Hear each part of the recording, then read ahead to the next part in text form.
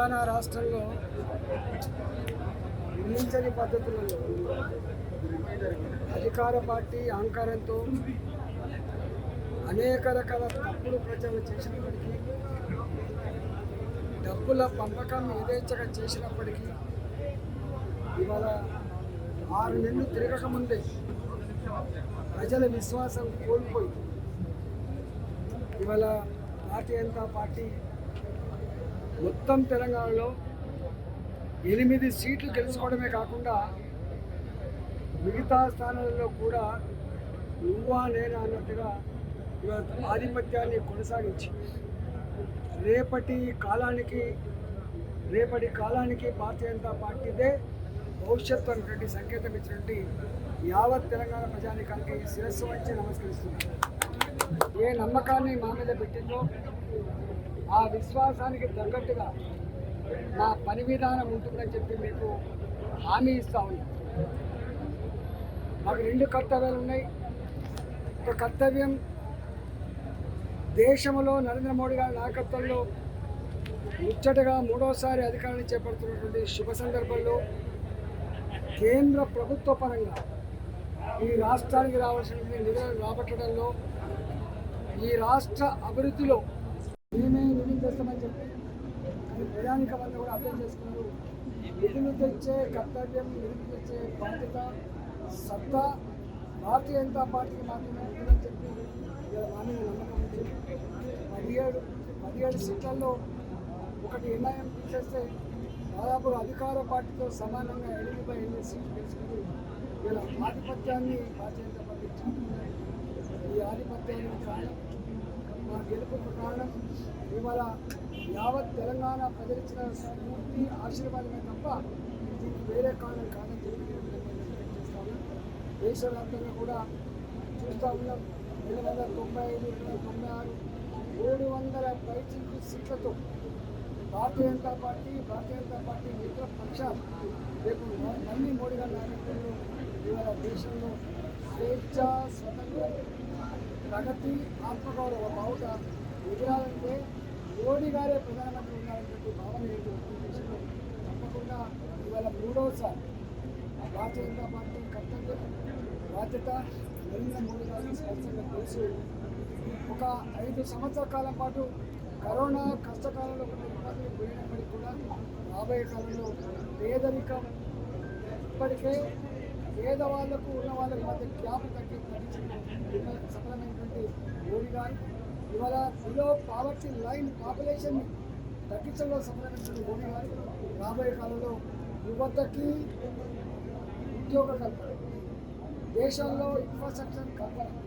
ఇవాళ make in India, made in India మరింత సిద్ధం చేయడం, ప్రపంచ చిత్రపటం మీద దేశ ఆత్మగౌరవ బావుటాన్ని ఎగిరేయడం, అంతేకాకుండా దేశంలో ప్రశాంతత, ఎక్కడ బాంబుల మూటలు లేని,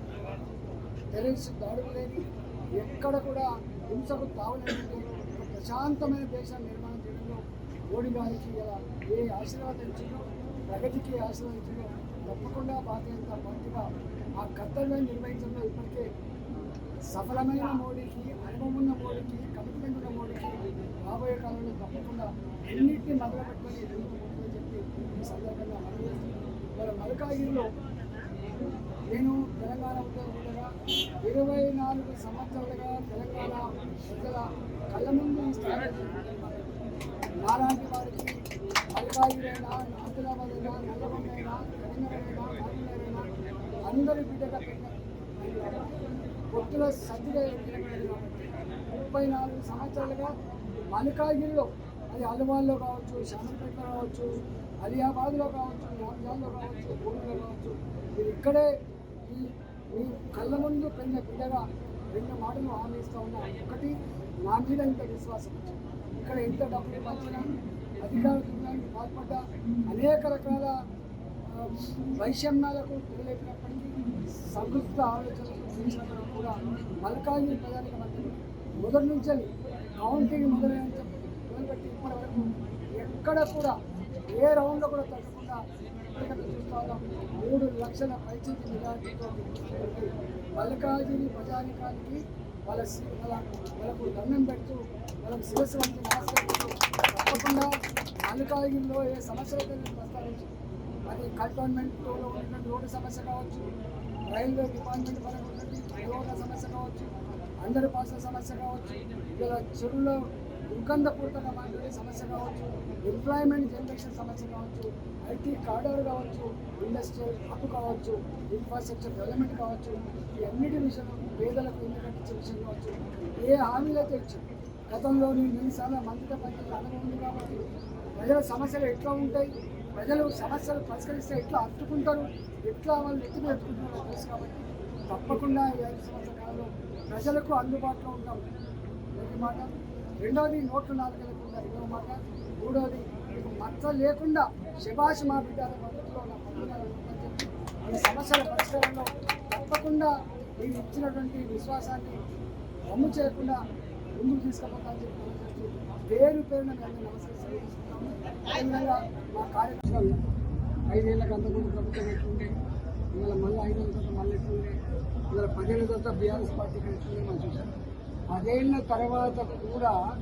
ఇవాళ మళ్ళీ మోడీ గారిని